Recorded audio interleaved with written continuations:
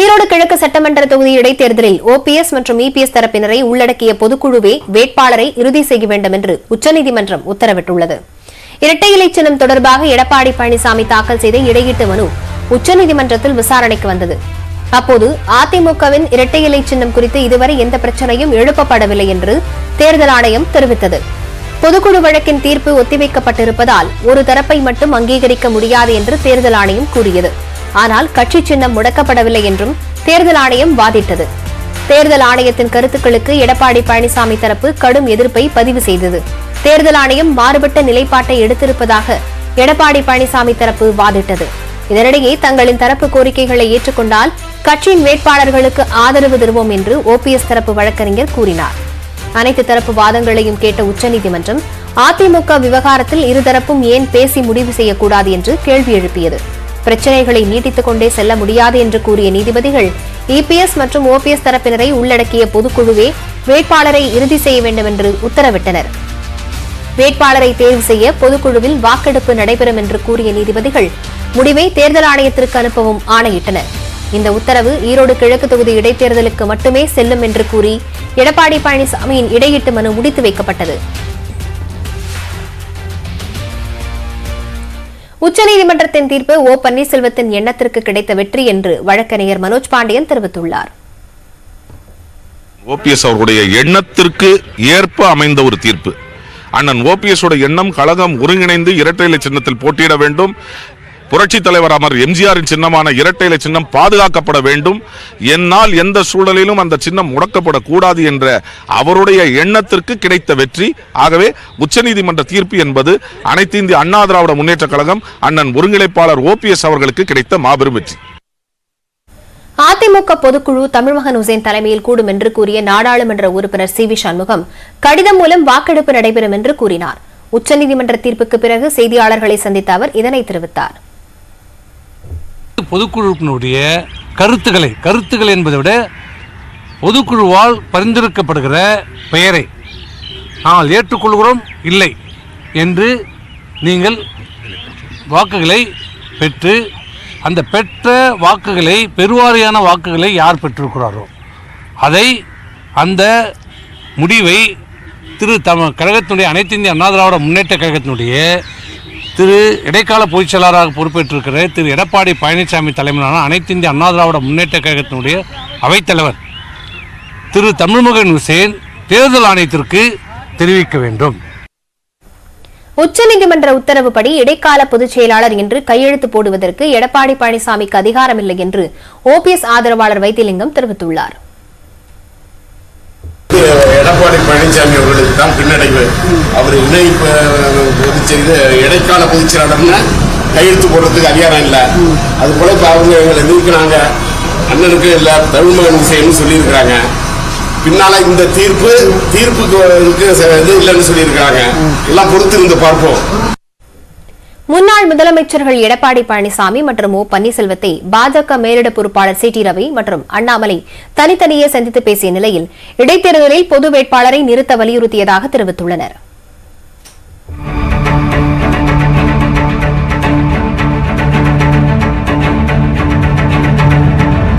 ஈரோடு கிழக்கு தொகுதி இடைத்தேர்தலில் அதிமுகவின் இபிஎஸ் மற்றும் ஓபிஎஸ் அணி தனித்தனியாக வேட்பாளர்களை களமிறக்கியுள்ளது. இருதரப்பினரும் பாஜக ஆதரவை பெறுவதில் மும்முரமாக இருந்து வந்தனர். ஆனால் பாஜக தனது நிலைப்பாட்டை தெரிவிக்காமல் இருந்தது. இந்நிலையில் டெல்லி சென்ற பாஜக மாநில தலைவர் அண்ணாமலை, ஜே.பி. நட்டா, அமித்ஷா உள்ளிட்ட தலைவர்களை சந்தித்து ஆலோசனை மேற்கொண்டார்.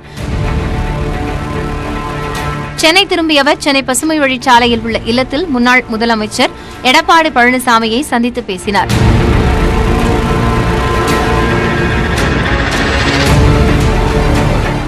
அதைத் தொடர்ந்து ஓ பன்னீர்செல்வத்தை அண்ணாமலை சந்தித்தார். சென்னை பசுமை வழிச்சாலையில் உள்ள ஓபிஎஸ் இல்லத்தில் இந்த சந்திப்பு நடைபெற்றது.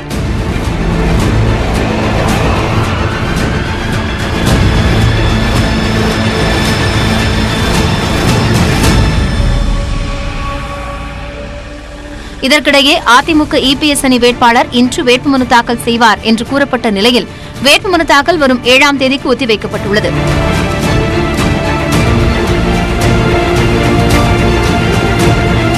இதைத் தொடர்ந்து சென்னை தியாகராய நகரில் உள்ள பாஜக தலைமை அலுவலகத்தில் அக்கட்சியின் மேலிட பொறுப்பாளர் சி.டி. ரவி மற்றும் மாநில தலைவர் அண்ணாமலை கூட்டாக செய்தியாளர்களை சந்தித்தனர்.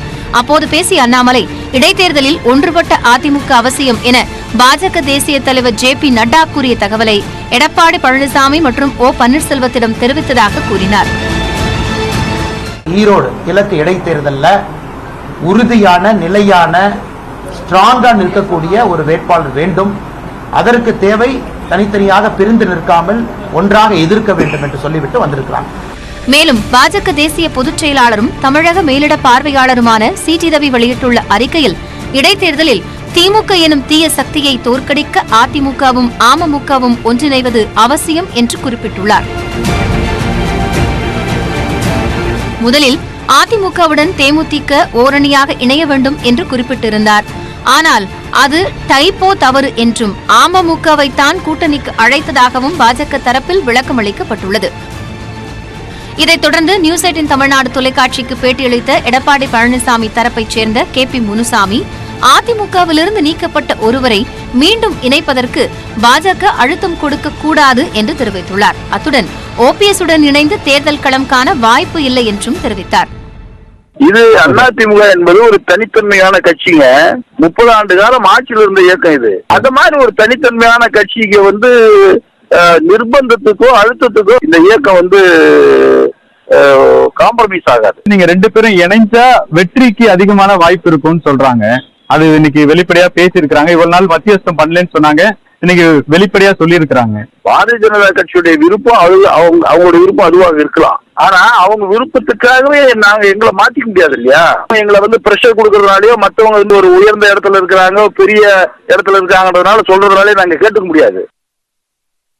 இதனிடையே அதிமுகவை ஒருங்கிணைப்பதில் பக்கத்தில் நெருங்கிவிட்டதாகவும், திமுகவை ஒழிக்க வேண்டும் என்றால் அதிமுக ஒன்றிணைய வேண்டும் என்றும் சசிகலா தெரிவித்துள்ளார். தமிழக மக்களுக்காகவும் கழக தொண்டர்களுக்காகவும் எல்லாரும் ஒன்றிணைஞ்சு செயல்படணும். 50 ஆண்டு கால அதிமுக நிச்சயமா இரட்டை இலை சின்னம் இன்னைக்கு முடங்கக்கூடிய சூழல் இருக்கு. அதை கவனிக்கிறீங்க. 24 நாடாளுமன்ற தேர்தலையும் அதன் பிறகு வரக்கூடிய 26 சட்டமன்ற தேர்தலும் நாம் மகத்தான வெற்றி பெற முடியும். அதற்கு ஒரு அச்சாணியாக தான் என்னுடைய செயல்பாடுகள் முழுவதும் இருக்கும்.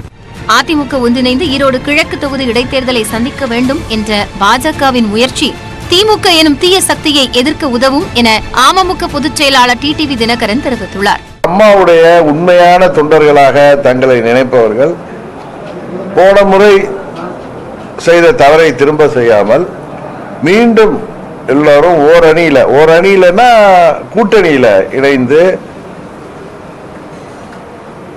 அந்த நம்மோடு திமுக இருக்க ஒரு கட்சிகளோடு சேர்ந்து வேட்பாளர் நிறுத்தி அதை அந்த நேரத்தில் திமுகவை நாம் எதிர்த்தால் முழுமூச்சாக எதிர்த்தால் அந்த அரக்கத்தனமான திமுக கூட்டணியை வீழ்த்த முடியும். அதிமுக 4 பிரிவுகளாக உடைந்துள்ள நிலையில் அதில் எடப்பாடி பழனிசாமி தரப்பை தவிர்த்து மற்ற 3 அணிகளும் ஒன்றிணைய தயார் என்று தெரிவித்துள்ளன. இந்த முயற்சி இடைத்தேர்தலை முன்னிறுத்தி வெற்றி பாதையை நோக்கி நகருமா என்பதே தற்போதைய அரசியல் வட்டாரத்தின் எதிர்பார்ப்பாக உள்ளது. ஈரோடு கிழக்கு தொகுதி இடைத்தேர்தலில் போட்டியிடும் காங்கிரஸ் வேட்பாளர் EV.K.S. இளங்கோவன் வேட்புமனு தாக்கல் செய்தார். ஈரோடு கிழக்கு சட்டமன்ற தொகுதிக்கு வரும் 27ஆம் தேதி இடைத்தேர்தல் நடைபெறவுள்ளது. இதற்கான வேட்புமனு தாக்கல் கடந்த 31ஆம் தேதி தொடங்கியது. இந்நிலையில் இடைத்தேர்தலில் ஆளும் திமுக கூட்டணி சார்பில் போட்டியிடும் காங்கிரஸ் வேட்பாளர் EV.K.S. இளங்கோவன் தேர்தல் நடத்தும் அலுவலர் சிவக்குமாரிடம் வேட்புமனுவை தாக்கல் செய்தார்.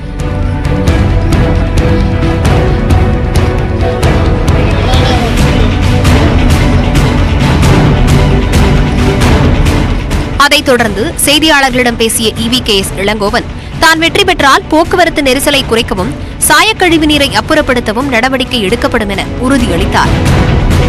நம்முடைய மாவட்டத்தினுடைய அமைச்சர் முத்துச்சாமி அவர்களோடு இணைந்து ஈரோடு மாநகரத்திற்கு என்னென்ன செய்ய வேண்டும் என்ற பட்டியலை ஏற்கனவே மறைந்த என்னுடைய மகன் வைத்திருக்கின்றார். அந்த பட்டியலில் பலவற்றை அவர் நிறைவேற்றி இருக்கின்றார். மீதம் உள்ளவைகளை நிறைவேற்றுவதற்கு நான் பாடுபடுவேன். அவரைத் தொடர்ந்து ஈரோடு கிழக்கு தொகுதி இடைத்தேர்தலில் ஓபிஎஸ் அணி சார்பில் போட்டியிடும் செந்தில் முருகன் வேட்புமனு தாக்கல் செய்தார். பின்னர் செய்தியாளர்களை சந்தித்த அவர் வேட்புமனுவில் அதிமுக என்றுதான் குறிப்பிட்டிருப்பதாக கூறினார்.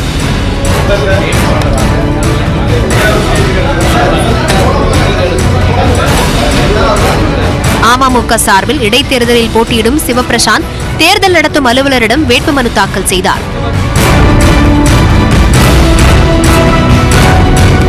ஈரோடு கிழக்கு சட்டமன்ற தொகுதி இடைத்தேர்தலில் 2 கம்பெனி சிஆர்பிஎஃப் வீரர்கள் பாதுகாப்பு பணியில் ஈடுபடுத்தப்பட உள்ளதாக தலைமை தேர்தல் அதிகாரி சத்யபிரதா சாஹூ தெரிவித்துள்ளார். அவர்கள் வரும் 13ஆம் தேதி முதல் பாதுகாப்பு பணியில் ஈடுபடுவார்கள் என்றும் கூறியுள்ளார். அதானி விவகாரத்தால் வீழ்ந்த இந்திய பங்குச்சந்தைகள் மத்திய பட்ஜெட்டில் அறிவிக்கப்பட்ட திட்டங்களால் மீண்டும் எழுச்சி பெறும் என்று மத்திய நிதியமைச்சர் நிர்மலா சீதாராமன் நம்பிக்கை தெரிவித்துள்ளார். மத்திய பட்ஜெட் தொடர்பாக நிதியமைச்சர் நிர்மலா சீதாராமன் நியூஸ் 18 குழும ஆசிரியர் ராகுல் ஜோஷிக்கு பிரத்யேக பேட்டி அளித்தார். அப்போது மத்திய பட்ஜெட்டில் உள்ள சிறப்பம்சங்கள், நாட்டின் பொருளாதார வளர்ச்சி உள்ளிட்ட விவகாரங்கள் குறித்து விரிவாக பேசினார். அதானி விவகாரம் குறித்த கேள்விக்கு பதிலளித்த நிர்மலா சீதாராமன், இந்தியா ஒரு நன்கு நிர்வகிக்கப்படும் சந்தை எனவும் பங்குச்சந்தை கட்டுப்பாட்டாளர்கள் விதிகளை கடுமையாக பின்பற்றுபவர்கள் என்றும் கூறினார். எஸ்பிஐ வங்கி மற்றும் எல்ஐசிக்கு ஏற்பட்ட இழப்பு குறித்து கருத்து தெரிவித்த நிர்மலா சீதாராமன், இரு நிறுவனங்களும் அனுமதிக்கப்பட்ட அளவிலேயே முதலீடு செய்திருப்பதாகவும் கூறினார். I want to recall the words, coming from the horse's mouth has greater credibility. Both SBI and LIC have issued detailed statements. And I know the chairperson, the CMD, has himself come out and explained how they are not overexposed or whatever they said. Yes. And also said, look, we are sitting over profits for the exposure that we have, which is well within the limit. That's what I understand. They have said, and I've again read it through the media. They have very clearly said that their exposure is very well within the permitted limits. Adani விவகாரத்தால் வீழ்ந்த இந்திய பங்குச்சந்தைகள் மத்திய பட்ஜெட்டில் அறிவிக்கப்பட்ட திட்டங்களால் மீண்டும் எழுச்சி பெறும் என்று கூறினார். மகாத்மா காந்தி ஊரக வேலை திட்டத்திற்கு நிதி ஒதுக்கீட்டை குறைத்திருப்பதாக எழுந்துள்ள குற்றச்சாட்டுக்கு பதிலளித்த நிதியமைச்சர், பட்ஜெட் மதிப்பீடு மற்றும் திருத்தப்பட்ட மதிப்பீட்டை விட உண்மையில் அத்திட்டத்திற்கு அதிக ஒதுக்கீடு செய்வதாக தெரிவித்தார். The more people come saying we want the job, we give them the work. So what is stated at the budget time estimate tends to keep adding to its resources or demands based on what comes from states. I need more. Then we add more to it and go to the parliament with a supplementary demand. So if you see the last 3 to 4 years, inclusive of the COVID year, naturally, the BE number and the RE numbers are so different. In that, the RE is much higher.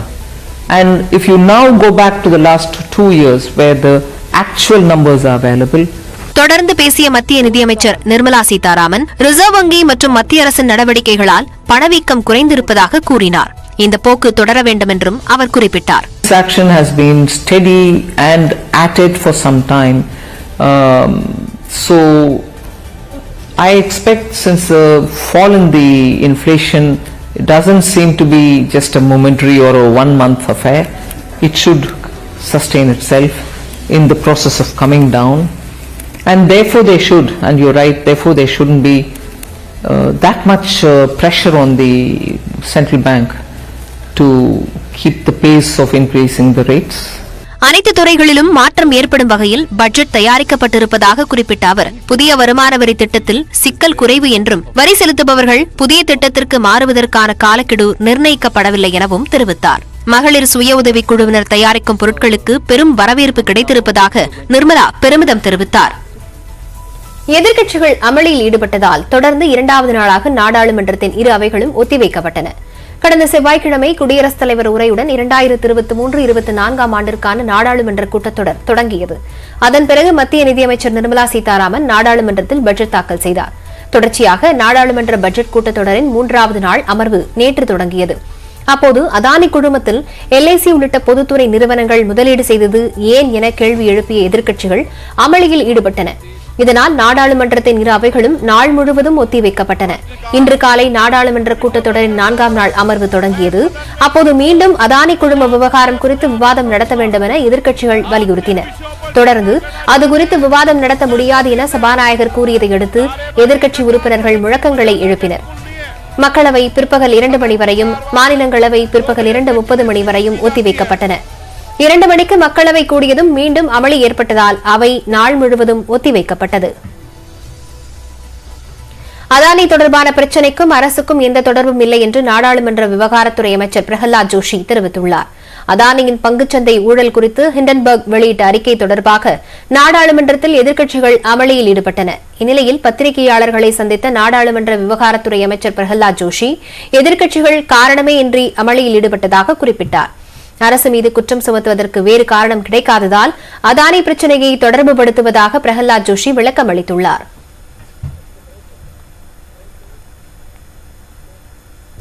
செய்திகளை தொடர்ந்து பார்க்கலாம், இடைவேளைக்கு பிறகு.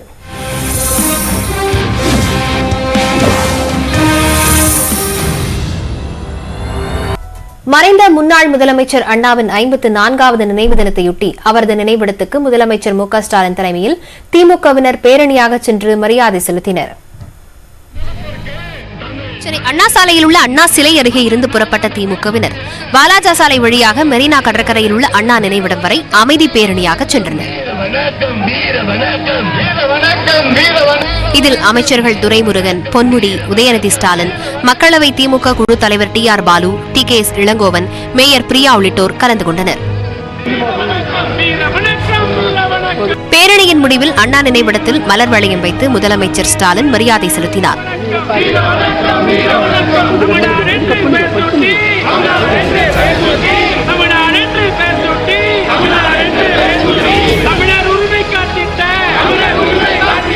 இதைத் தொடர்ந்து அருகில் உள்ள முன்னாள் முதலமைச்சர் கருணாநிதி நினைவிடத்திலும் மு க ஸ்டாலின் மரியாதை செலுத்தினார்.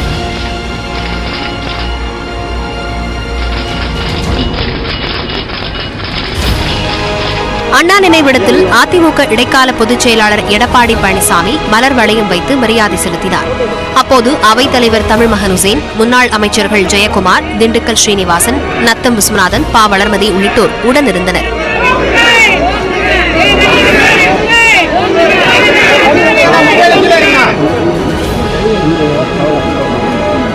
அவரைத் தொடர்ந்து VK சசிகலாவும் சென்னை மெரினா கடற்கரையில் உள்ள அண்ணா நினைவிடத்தில் மலர் வளையம் வைத்து மரியாதை செலுத்தி உறுதிமொழி ஏற்றார்.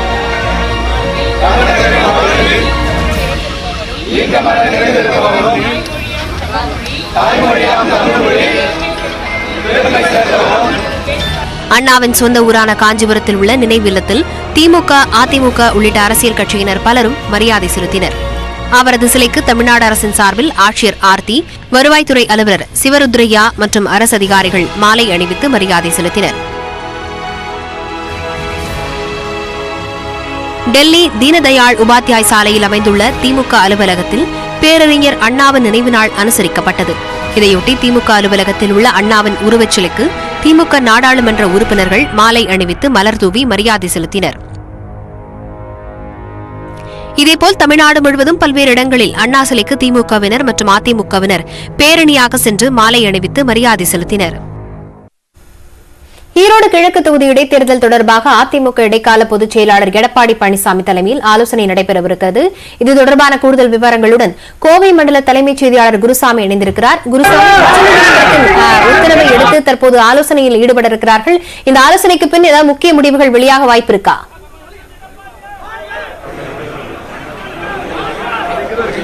கண்டிப்பாக லாவண்யா, தற்பொழுது ஈரோடு வில்லசன்பட்டி பகுதியில் இருக்கக்கூடிய ஒரு தனியார் ரெசார்ட்டில் தற்பொழுது அதிமுக இடைக்கால பொதுச் செயலாளர் எடப்பாடி பழனிசாமி தலைமையில் ஆலோசனை கூட்டமானது நடைபெற்றுக் கொண்டிருக்கிறது. இந்த ஆலோசனை கூட்டத்தில் முன்னாள் அமைச்சர்கள் அனைவரும் பங்கேற்றிருக்கிறார்கள். குறிப்பாக முன்னாள் அமைச்சர்கள் வேலுமணி, தங்கமணி, MC சம்பத், செங்கோட்டையன், கருப்பண்ணன் உள்ளிட்ட முக்கியமான அமைச்சர்கள் ஏராளமானோர் இந்த கூட்டத்தில் பங்கேற்றிருக்கிறார்கள். இந்த கூட்டத்தில் தற்பொழுது இந்த கூட்டமானது தற்போது துவங்கி இருக்கிறது. அதிமுக இடைக்கால பொதுச் செயலாளர் எடப்பாடி பழனிசாமி தலைமையில் இந்த கூட்டமானது தற்போது துவங்கி நடைபெற்றுக் கொண்டிருக்கிறது. குறிப்பாக ஈரோடு கிழக்கு சட்டமன்ற தேர்தலில் அடுத்த கட்டமாக செய்யப்பட வேண்டிய நடவடிக்கைகள் குறித்தும் இன்றைய தினம் உச்சநீதிமன்றம் வெளியிட்டிருக்கக்கூடிய தீர்ப்பு குறித்தும் இந்த ஆலோசனை கூட்டத்தில் தற்போது ஆலோசனையாளர் நடத்தப்பட்டு வருகிறது. அடுத்த கட்டமாக இது என்ன மாதிரியான நடவடிக்கைகள் மேற்கொள்வது என்பது குறித்தான ஒரு ஆலோசனையும் தற்பொழுது நடைபெற்றுக் கொண்டிருக்கிறது. இந்த ஆலோசனை கூட்டத்தில் பங்கேற்பதற்காக இன்று மாலை விமானம் மூலம் கோவை வந்த எடப்பாடி பழனிசாமி பின்னர் அங்கிருந்து கார் மூலம் ஈரோடு வந்தார். ஈரோடு வந்து தற்பொழுது வில்லர்சன் பட்டியில் இருக்கக்கூடிய தனியார் ரிசார்ட்டிற்கு தற்பொழுது வந்திருக்கிறார். வந்தவுடன் அவரை அதிமுகவுடைய முன்னாள் அமைச்சர்கள் அவரை வரவேற்றிருந்தார்கள். அதனைத் தொடர்ந்து தற்பொழுது அங்கு இருக்கக்கூடிய அறைக்குள் தற்பொழுது முன்னாள் அமைச்சர்கள் மற்றும் சட்டமன்ற நாடாளுமன்ற உறுப்பினர்களுடன் தற்பொழுது ஆலோசனை கூட்டமானது துவங்கி நடைபெற்றுக் கொண்டிருக்கிறது. இந்த ஆலோசனை கூட்டத்தினுடைய முடிவில் பல்வேறு முக்கியமான முடிவுகள் எடுக்கப்படுவதற்கான வாய்ப்புகள் இருக்கிறது. குறிப்பாக இன்றைய தினம் உச்சநீதிமன்றத்தினுடைய தீர்ப்பு வெளியாகிருக்கக்கூடிய நிலையில் அது தொடர்பாக ஒரு முக்கிய முடிவுகள் எடுக்கப்பட்டு அது தொடர்பான அறிவிப்புகள் வெளியாகலாம் என எதிர்பார்க்கப்படுகிறது. தற்பொழுது ஆலோசனை கூட்டமானது துவங்கியிருக்கக்கூடிய நிலையில் இந்த ஆலோசனை கூட்டம் நிறைவடைவதற்கு 2 மணி நேரத்துக்கு மேல் ஆகலாம் எனவும் எதிர்பார்க்கப்படுகிறது. அதேவேளையில் ஏராளமான தொண்டர்களும் கட்சியினுடைய முக்கிய நிர்வாகிகளும் தற்பொழுது இந்த ஆலோசனை கூட்டம் நடக்கக்கூடிய ரிசார்ட்டுக்கு முன்பாக குவிந்திருக்கிறார்கள். ஆலோசனை கூட்டமானது துவங்கி நடைபெற்றுக் கொண்டிருக்கிறது. குருசாமி, உச்சநீதிமன்றத்தில் தெரிவித்த மாதிரி பொதுக்குழுவை கூட்டி 2 தரப்பிலிருந்தும் ஏதாவது ஒரு வேட்பாளரை ஈரோடு கிழக்கு தொகுதிக்கு அறிவியுங்கள் அப்படின்னு தெரிவித்திருக்கிறாங்க. அதுபடி பார்த்தோம்னா முன்னாள் அமைச்சர் சி வி சண்முகம் சொல்லியிருந்தார், கடிதம் மூலமாக ஓட்டுகள் பெறப்படும், எந்த வேட்பாளர் நிறுத்துவது என்று அப்படின்றது செய்தியாளர்கள் மத்தியிலும் தெரிவித்திருந்தார். அது தொடர்பாக பொதுக்குழு உறுப்பினர்களுக்கு ஏதாவது அறிவிப்புகள் வெளியிடப்படுமா?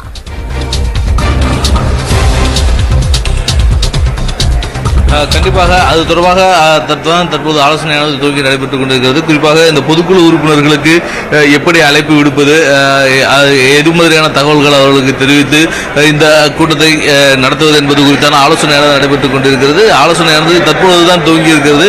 எனவே இந்த ஆலோசனையில் முக்கியமான முடிவுகள் எடுக்கப்படுவதற்கான வாய்ப்புகள் இருக்கிறது. குறிப்பாக இந்த பொதுக்குழுவை விரைவில் நடத்த வேண்டிய ஒரு கட்டாயம் இருப்பதன் காரணமாக அதை எவ்வளவு விரைவாக நடத்துவது, அதற்கு என்ன மாதிரியான வியூகங்களை கடைபிடிப்பது என்பது குறித்தான ஆலோசனையானது நடைபெற்றுக் கொண்டிருக்கிறது. இதை தவிர்த்து மற்ற முக்கிய முன்னாள் அமைச்சர்களும் தற்பொழுது இங்கே வரவழைக்கப்பட்டிருக்கிறார்கள். அவர்களும் சற்று நேரத்தில் வரக்கூடிய நிலையில் அவர்களுடன் ஆலோசித்த பிறகு அடுத்த கட்டமாக என்ன மாதிரியான நடவடிக்கைகள் எடுப்பது என்பது குறித்தான முடிவுகள் எடுக்கப்பட இருக்கிறது. பெரும்பாலும் இந்த இரவுக்குள் இது தொடர்பான ஒரு முக்கிய முடிவுகள் எடுத்து தொடர்பான அறிவிப்பு வெளியாவதற்கான வாய்ப்புகள் இருப்பதாகவே தெரிகிறது. ஆலோசனைக்கு பிறகான தகவல்களுக்கு மீண்டும் இருக்கிறோம். தற்போதைய விவரங்களுக்கு நன்றி குருசாமி.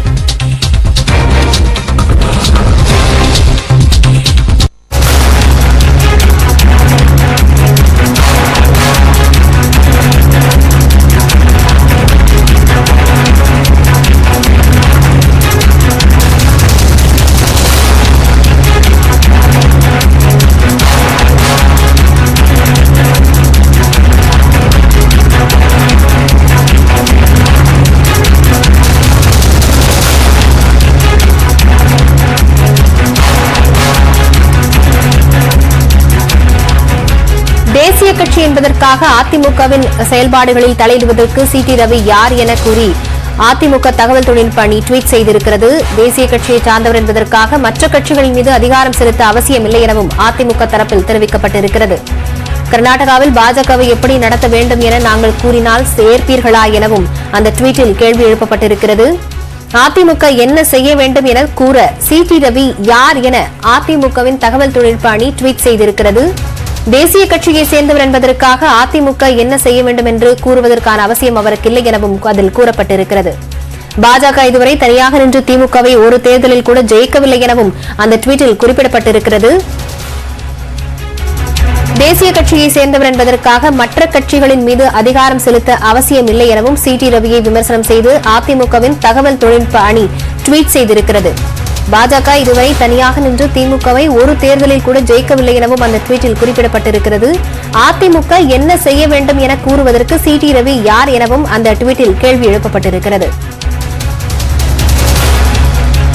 கர்நாடகாவில் பாஜகவை எப்படி நடத்துவது என்பது நாங்கள் கூறினால் ஏற்பீர்களா எனவும் அந்த ட்வீட்டில் கேட்கப்பட்டிருக்கிறது.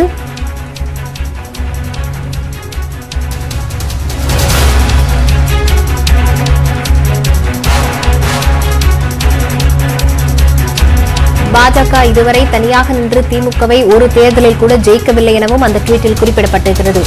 தங்களது வரம்பு என்ன என்பதை பாஜக தெரிந்து கொள்ள வேண்டும் எனவும் அதிமுகவின் தகவல் தொழில்நுட்ப அணியின் ட்வீட்டில் தெரிவிக்கப்பட்டிருக்கிறது.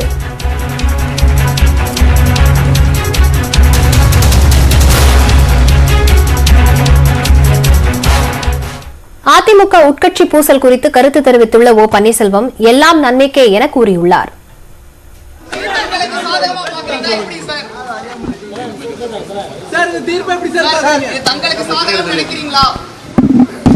எங்களை பொறுத்தவரையில் எல்லாம் நன்மைக்கு என்று நினைக்கிறோம். அனைத்து துறைகளின் அனுமதிக்கு பின்னரே பேனா நினைவு சின்னம் வைக்கப்படும் என பசுமை தீர்ப்பாயத்தில் தமிழ்நாடு அரசு விளக்கம் அளித்துள்ளது. சென்னை மெரினாவில் தலைவர்களின் சமாதி அமைக்கப்பட்டதில் விதிமீறல்கள் இல்லை எனவும் தெரிவிக்கப்பட்டுள்ளது. சென்னை மெரினாவில் பேனா நினைவு சின்னத்திற்கு தடை கோரியும் ஏற்கனவே அமைக்கப்பட்டுள்ள நினைவிடங்கள் சமாதிகளின் சுற்றுச்சூழல் விதிமீறல்களை ஆராய கோரியும் தேசிய தென்மண்டல பசுமை தீர்ப்பாயத்தில் ராம்குமார் ஆதித்தன் என்பவர் மனு தாக்கல் செய்திருந்தார். இந்த வழக்கில் தமிழ்நாடு அரசின் செய்தி மக்கள் தொடர்புத்துறை தாக்கல் செய்த பதில் மனுவில் அண்ணா மற்றும் எம்ஜிஆர் நினைவிடங்கள் கடற்கரை ஒழுங்காற்று மண்டல அறிவிக்கை அமலுக்கு வருவதற்கு முன்பே அமைக்கப்பட்டவை என தெரிவித்துள்ளது. மேலும் கருணாநிதியின் சமாதி அமைந்திருக்கும் பகுதியில் நினைவிடம் அமைப்பதற்கு கடற்கரை ஒழுங்காற்று மண்டல விதிகளின்படி தடை விதிக்கப்படவில்லை என்றும் அண்ணா நினைவிட வளாகத்திற்குள் கருணாநிதியின் உடலை நல்லடக்கம் செய்ய உயர்நீதிமன்றம் அனுமதி அளித்ததை சுட்டிக்காட்டியும் தமிழ்நாடு அரசு விளக்கம் அளித்துள்ளது. அனைத்து துறைகளின் அனுமதிக்கு பின்னரே பேனா நினைவு சின்னம் வைக்கப்படும் எனவும் தமிழ்நாடு அரசு விளக்கம் அளித்துள்ளது.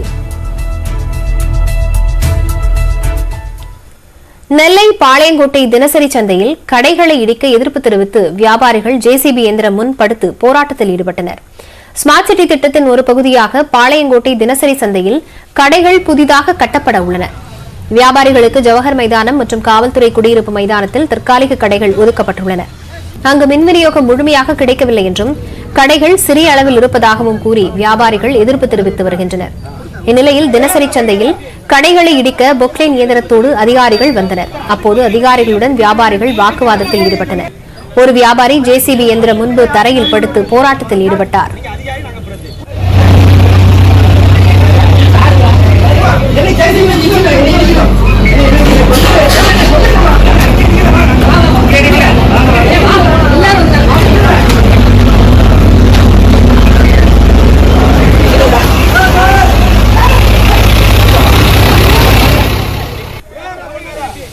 வியாபாரிகளும் முழக்கமிட்டபடி போராட்டம் நடத்தினர். வியாபாரிகளை அப்புறப்படுத்த முயன்றபோது காவல்துறைக்கும் வியாபாரிகளுக்கும் இடையே தள்ளுமுள்ளி ஏற்பட்டது. தொடர்ந்து அதிகாரிகள் வந்து வியாபாரிகளுடன் பேச்சுவார்த்தை நடத்தினர். தற்காலிக கடைகளில் மின்சார விநியோகம் விரைவில் கிடைக்க ஏற்பாடும் 7 மாத காலத்திற்குள் கட்டுமான பணிகளை முடித்து புதிய கடைகள் வழங்குவது என உறுதியளித்ததை அடுத்து வியாபாரிகள் கலைந்து சென்றனர். அதனைத் தொடர்ந்து கடைகளை இடிக்கும் பணி நடைபெற்றது.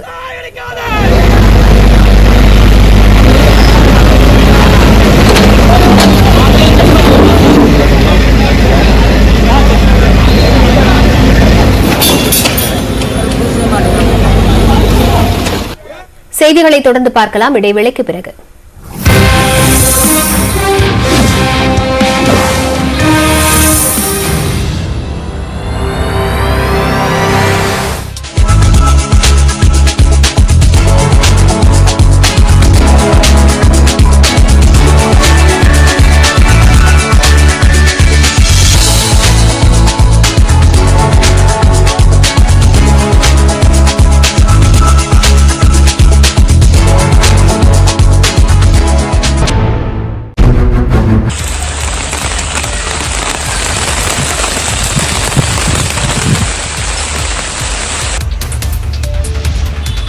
சென்னை அம்பத்தூரில் ஏடிஎம் எந்திரத்தில் கூடுதல் பணம் வந்ததால் வாடிக்கையாளர்கள் இன்ப அதிர்ச்சி அடைந்தனர். அம்பத்தூர் பழைய சிடிஹெச் சாலையில் இந்தியன் வங்கிக்கு சொந்தமான ஏடிஎம் மையம் உள்ளது. இதில் காலையில் 8000 ரூபாய் பணம் எடுக்க முயன்ற பாலசுப்ரமணி என்பவருக்கு கூடுதலாக 12000 ரூபாய் வந்துள்ளது. இன்னைக்கு காலையில் நான் ஏடிஎம்ல இந்தியன் பேங்க் ஏடிஎம்ல விட்ரால் பண்ணுறதுக்காக வந்தேன் 8000 ருபீஸ். பட் நான் இங்கே வந்து கிரௌடாக தான் இருந்தது. நான் 8000 ரூபாய் எடுத்தேன். ஆனால் எனக்கு கிடைச்சது 20000 ரூபாய் கிடைச்சது. திருமலை வாயிலைச் சேர்ந்த சந்திரசேகர் என்பவரும் 8000 ரூபாய் எடுக்க முயன்ற போது 20000 கிடைத்துள்ளது. எனக்கு அதே மாதிரி போட்டு 20000 போட்டால் ஃபர்ஸ்ட் போட்டால் வரல, ரெண்டாவது 8000 போட்டால் 20000 வருது. அப்புறம் நான் எண்ணி பார்த்துட்டு சரி சந்தேகப்பட்டு இன்னொரு கார்டு ஒய்ஃப் கார்டையும் போட்டேன். அதுலேயும் போட்டால் இதே சேம் ப்ராப்ளம் வந்து. நேர்மையாக வங்கியில் பலர் பணத்தை திருப்பி அளித்தனர். 200 ரூபாய் வைக்க வேண்டிய ட்ரேவில் தவறுதலாக 500 ரூபாய் நோட்டுகளை வைத்ததால் இவ்வாறு நிகழ்ந்ததாக அதிகாரிகள் தெரிவித்துள்ளனர். சென்னை மதுரவாயில் துறைமுகம் ஈரடுக்கு உயர்மட்ட பாலம் அமைக்க மத்திய அரசின் சுற்றுச்சூழல் நிபுணர் குழு நிபந்தனைகளுடன் அனுமதி அளித்துள்ளது. கடந்த 2009ஆம் ஆண்டு சென்னை துறைமுகம் மதுரவாயில் பறக்கும் சாலை திட்டம் தொடங்கப்பட்டது. பல்வேறு காரணங்களால் இந்த திட்டம் நிறுத்தி வைக்கப்பட்ட நிலையில் நீண்ட இடைவேளைக்கு பிறகு மீண்டும் புத்துயிர் பெற்றுள்ளது. இத்திட்டத்திற்கான புரிந்துணர்வு ஒப்பந்தம் கடந்த மே மாதம் கையெழுத்தானது. தற்போது இந்த உயர்மட்ட பாலத்திற்கு மத்திய அரசு நிபந்தனைகளுடன் ஒப்புதல் அளித்துள்ளது. உயர்மட்ட பாலத்திற்காக எழுப்பப்படும் தூண்களால் நீரோட்டத்திற்கு தடை ஏற்படக்கூடாது என்றும் பாலம் அமைக்க தற்காலிகமாக அமைக்கப்படும் கட்டமைப்பு பணிகள் முடிந்த 1 மாதத்திற்குள் அகற்றப்பட வேண்டும் என்றும் நிபுணர் குழு தெரிவித்துள்ளது. மேலும் கட்டுமானத்தின் போது அகற்றப்படும் கழிவுகள் நீர்நிலைகள் அல்லது அதற்கு அருகில் கொட்டக்கூடாது உள்ளிட்ட நிபந்தனைகளுடன் நிபுணர் குழு அனுமதி வழங்கியுள்ளது. ரூபாய் 5800 கோடி மதிப்பிலான இந்த திட்டத்திற்கு அனுமதி வழங்கப்பட்டுள்ள நிலையில் அடுத்த 30 மாதங்களுக்குள் பணிகளை முடிக்க தமிழ்நாடு அரசு திட்டமிட்டுள்ளது. கோவை மாவட்டம் சோமனூர் அருகே குழந்தைகளுடன் இருசக்கர வாகனத்தில் சென்ற பெண் மற்றொரு வாகனம் மோதி தூக்கி வீசப்படும் காட்சி நெஞ்சை பதைபதைக்க வைத்துள்ளது. கருமத்தம்பட்டியைச் சேர்ந்த மல்லிகா என்பவர் தனது 2 குழந்தைகளுடன் இருசக்கர வாகனத்தில் பள்ளியை நோக்கி சென்றிருக்கிறார். சோமனூர் அருகே சாலையை குறுக்கே கடக்க முயன்ற போது அவளியே கல்லூரி மாணவர்கள் வந்த இருசக்கர வாகனத்தின் மீது மோதி விபத்து ஏற்பட்டது. கண்ணிமைக்கும் நேரத்தில் நடந்த இந்த விபத்தில் அனைவரும் தூக்கி வீசப்பட்டனர்.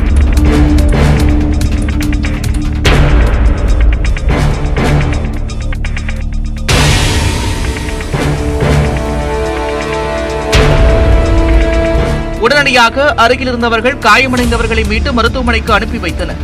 அஜாக்கிரதையாக வாகனத்தை இயக்கியதே விபத்திற்கு காரணம் என கூறப்படுகிறது. பேனா நினைவு சின்னத்துக்கு எதிரான வழக்கில் தமிழ்நாடு கடற்கரை மண்டல மேலாண்மை ஆணையம் விரிவான அறிக்கை தாக்கல் செய்ய பசுமை தீர்ப்பாயம் உத்தரவிட்டுள்ளது. சென்னை மெரினா கடற்பகுதியில் முன்னாள் முதலமைச்சர் கருணாநிதிக்கு பேனா நினைவு சின்னம் அமைக்க தடை கோரிய வழக்கு தென்மண்டல பசுமை தீர்ப்பாயத்தில் மீண்டும் விசாரணைக்கு வந்தது. அப்போது தமிழ்நாடு அரசு தரப்பில் ஆஜரான வழக்கறிஞர் கருணாநிதிக்கு பேனா வடிவிலான நினைவு சின்னம் அமைப்பதற்கு இதுவரை மத்திய அரசிடமிருந்து அனுமதி பெறவில்லை என்றார். திட்டத்தின் ஆவணப்பணி மட்டுமே நடைபெற்று வருவதாகவும் முதற்கட்ட சுற்றுச்சூழல் தாக்க மதிப்பீடு ஆய்வு நடத்தப்பட்டு கருத்து கேட்பு கூட்டம் நடத்தப்பட்டதாகவும் தெரிவித்தார். விரிவான சுற்றுச்சூழல் தாக்க மதிப்பீட்டு ஆய்வு நடத்தப்பட்ட பின்னர் மத்திய சுற்றுச்சூழல் துறைக்கு அனுப்பப்படும் எனவும் தமிழக அரசு வழக்கறிஞர் தெரிவித்தார். அனைத்து தரப்பு வாதங்களையும் கேட்டறிந்த பசுமை தீர்ப்பாயத்தின் நீதித்துறை மற்றும் நிபுணத்துவ உறுப்பினர் பொதுமக்கள் கருத்து கேட்பு கூட்டம் முறையாக நடத்தப்பட்டதா என கேள்வி எழுப்பினார். ஊடகங்களில் வெளியான செய்திகளை பார்த்தால் அது கருத்து கேட்பு கூட்டமாகவே தெரியவில்லை என குறிப்பிட்டனர். இது தொடர்பாக மத்திய மாநில அரசுகளின் சுற்றுச்சூழல் துறை, தமிழ்நாடு மீன்வளத்துறை, கடலோர ஒழுங்குமுறை மண்டல ஆணையம் உள்ளிட்ட அரசு துறைகளும் பதில் மனு தாக்கல் செய்ய அவகாசம் வழங்கி வரும் மார்ச் 2ஆம் தேதிக்கு வழக்கு விசாரணையை தள்ளி வைத்தனர். நாகை மாவட்டத்தில் பெய்த கனமழையால் 1000 ஏக்கருக்கு மேல் நெற்பயிர்கள் வயலில் சாய்ந்தன. அறுவடையை விவசாயிகள் தொடங்கியிருந்த சூழலில் திடீரென பெய்த மழையால் விவசாயிகள் கலக்கமடைந்திருக்கின்றனர். வயலில் தண்ணீர் தேங்கியதால் இயந்திரங்களை கொண்டு அறுவடை செய்ய முடியாத நிலை ஏற்பட்டிருக்கிறது. சாகுபடி பண்ணி 100 நாள் ஆயிட்டு இப்போ அறுக்கிற டயத்தில் இது போல மழை பெஞ்சு சாஞ்சிட்டு இது என்ன பண்ணுறதுன்னு தெரில. வண்டி இறக்க முடியாது, ஈரமாக இருக்கு. இப்போ அறுத்தும் எடுக்க முடியாது. திருவாரூரில் பெய்த கனமழையால் சுமார் 15000 ஏக்கர் நெற்பயிர்கள் சேதமடைந்திருக்கிறது. அறுவடை பணிகள் முழுவீச்சில் தொடங்கப்பட்ட நிலையில் மழையால் பாதிப்பு ஏற்பட்டுள்ளதாக விவசாயிகள் வேதனை தெரிவிக்கின்றனர். நாங்கள் கடனை வாங்கி ரொம்ப சங்கடப்பட்டு 15,000 20,000 வரைக்கும் செலவு பண்ணி ஒரு ஏக்கருக்கு செலவு பண்ணி எல்லாம் இது பண்ணுற நேரத்தில் தண்ணியில் மிதக்குது. மயிலாடுதுறை மாவட்டத்தில் கொள்முதல் நிலையங்களில் வைக்கப்பட்டிருந்த நெல் மூட்டைகளை விவசாயிகள் தார்பாய்களை கொண்டு மூடி மழையிலிருந்து பாதுகாத்தனர்.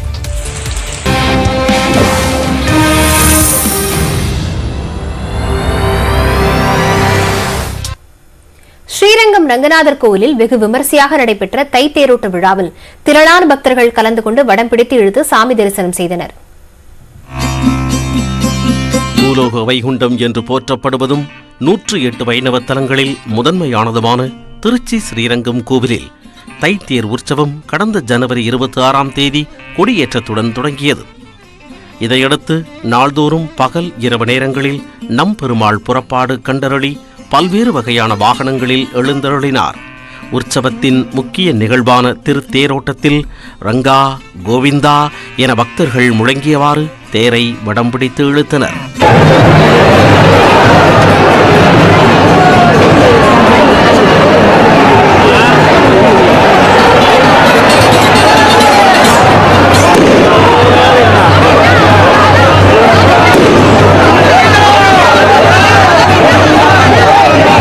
திருச்செந்தூர் சுப்பிரமணிய சுவாமி கோவிலில் சுவாமி சண்முகர் கடலில் கண்டெடுக்கப்பட்டதாக கூறப்படும் 368வது ஆண்டு தினம் விமர்சையாக கொண்டாடப்பட்டது.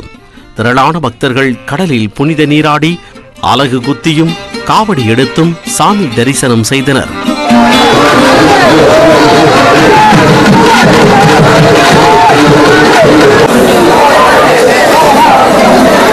தஞ்சாவூர் மாவட்டம் திருவிடைமருதூர் மகாலிங்க சுவாமி கோவிலில் தைப்பூச திருத்தேரோட்டம் வெகு விமர்சையாக நடைபெற்றது.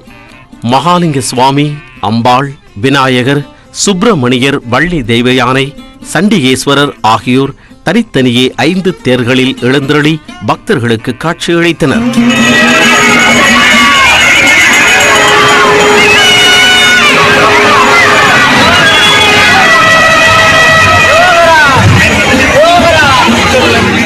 செங்கல்பட்டு மாவட்டம் மதுராந்தகம் அருகே 500 ஆண்டுகள் பழமையான திரௌபதி அம்மன் கோவிலில் கொட்டும் மழையிலும் மகா கும்பாபிஷேகம் விமர்சையாக நடைபெற்றது.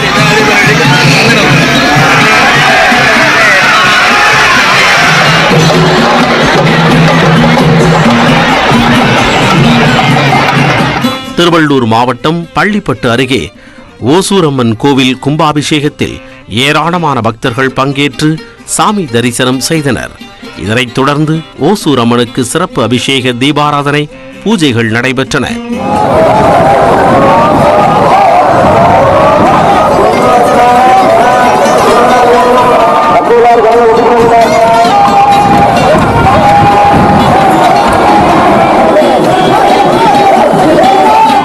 திருச்சி ஸ்ரீரங்கம் அருகே திருவானைக்கோவிலில் 14 வருடங்களுக்கு பிறகு மொட்டை கோபுர முனீஸ்வரர் கோவில் கும்பாபிஷேகம் விமர்சையாக நடைபெற்றது. ஸ்ரீரங்கம் அம்மா மண்டபம் காவேரி படித்துறையில் இருந்து யானைமேல் திருமஞ்சனம் கொண்டுவரப்பட்டு 3 நாட்கள் பூர்ணாகதி, மகா தீபாராதனை உள்ளிட்ட யாகசாலை பூஜைகள் செய்யப்பட்டது. அதைத் தொடர்ந்து கும்பாபிஷேகம் நடைபெற்றது.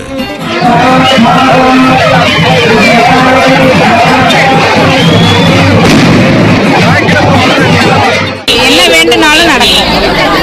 சாமிக்கு 28க்கு ரொம்ப விசேஷமா இருக்கும். 3 நாள் விசேஷம். அது ஆடி 28க்கு நல்ல விசேஷமா இருக்கும். கேடா வெட்டு, பால் குடம், தீர்த்த குடம் எல்லாமே நல்லா எடுத்துக்கிறாங்க. எல்லா ஊர்லேருந்து வருவாங்க. அந்த நாளைக்கு வருவாங்க. இப்போ இந்த கும்பாபிஷேகத்துக்கு இன்னும் எல்லாருமே வந்திருக்காங்க. அமெரிக்க வான்வெளிக்குள் சீனாவின் ராட்சத உளவு பலூன் ஊடுருவி இருப்பதால் பெரும் பரபரப்பு ஏற்பட்டுள்ளது. அமெரிக்காவின் வான்பரப்பில் கடந்த 2 நாட்களாக சீனாவின் உளவு பலூன் பறந்து வருகிறது. அமெரிக்காவின் முக்கிய மாகாணமான மாண்டானாவில் பலூன் பறந்ததை அதிகாரிகள் கண்டுபிடித்துள்ளனர். அங்குள்ள மால்ஸ்ட்ரம் விமானப்படை தளத்தில் அந்நாட்டின் 3 முக்கிய அணு ஏவுகணை நிலையங்கள் உள்ளன. இவற்றுக்கு மேலே 2 நாட்களாக சீன உளவு பலூன் பறந்துள்ளது. இதன் காரணமாக லோகன் விமான நிலையத்தில் விமானங்கள் பறக்க தடை விதிக்கப்பட்டது. முக்கிய தகவல்களை திரட்ட சீனா பலூனை பறக்க விட்டிருக்கலாம் என அமெரிக்க அதிகாரிகள் தெரிவித்துள்ளனர். உளவு பலூனை சுட்டு வீழ்த்த F-22 ரக ஏவுகணை தயார் நிலையில் வைக்கப்பட்டாலும் மக்களின் பாதுகாப்பை கருத்தில் கொண்டு அதனை சுட வேண்டாம் என ராணுவ அதிகாரிகளுக்கு ராணுவ தலைமையகமான பென்டகன் உத்தரவிட்டதாக தகவல் வெளியாகியுள்ளது. மேலும் சீன அதிகாரிகளை தொடர்பு கொண்ட அமெரிக்க அதிகாரிகள் நிலைமையின் வீரியம் குறித்து எடுத்துக் கூறியதாக தெரிவிக்கப்பட்டுள்ளது. அமெரிக்க வெளியுறவுத்துறை அமைச்சர் ஆண்டனி பிளிங்கன் அடுத்த வாரம் சீனா செல்ல உள்ள நிலையில் இப்பிரச்சினை பூதாகரமாக வெடித்துள்ளது. இப்பிரச்சினை குறித்து கருத்து தெரிவித்துள்ள சீன வெளியுறவு அமைச்சகம் சர்வதேச சட்டங்களை சீனா மதிப்பதாகவும் எந்த ஒரு இறையாண்மை கொண்ட நாடுகளின் பிரதேசத்தையும் வான்வெளியையும் மீறும் எண்ணம் சீனாவுக்கு இல்லை எனவும் கூறியுள்ளது. பலூனை பொறுத்தவரை தங்கள் நாடு அந்த விவகாரம் குறித்து விசாரணை நடத்தி வருவதாக தெரிவித்துள்ளது. 2 நாடுகளும் இந்த விவகாரத்தை அமைதியாகவும் கவனமாகவும் கையாள முடியும் என்று நம்புவதாகவும் குறிப்பிட்டுள்ளது. செய்திகளை தொடர்ந்து பார்க்கலாம், இடைவேளைக்கு பிறகு.